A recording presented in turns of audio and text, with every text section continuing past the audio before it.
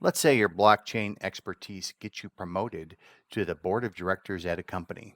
You are tasked on how to facilitate board member votes on the Algorand blockchain transactions.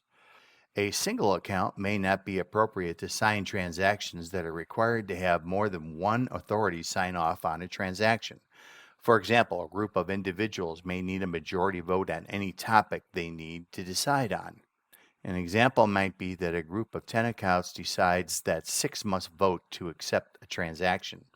So in this case, 6 would be the threshold. The threshold could be any number that makes sense for the business logic. Also, when creating a multisig, the same order of accounts and the same threshold will generate the same multisig account address. We'll see that when we show you now using multisig in the Python SDK. Okay, let's go ahead and run this.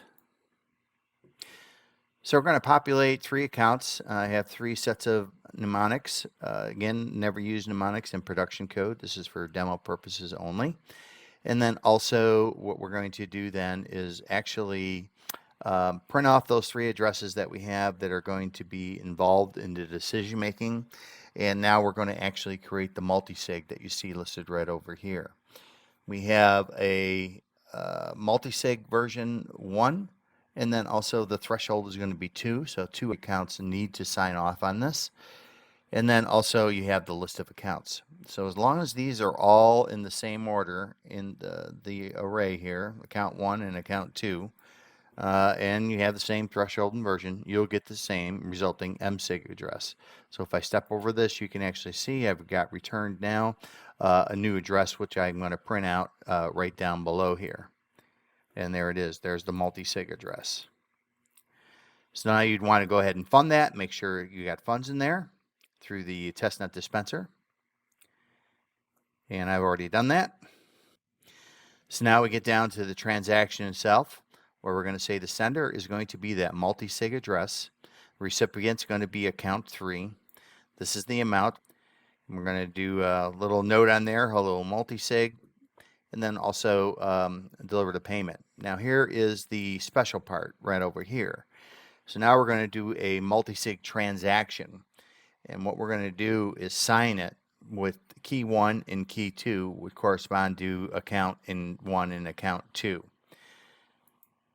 And that gets all added in, and then we're going to simply take the result of that object, and then we're going to broadcast that with the send raw transaction.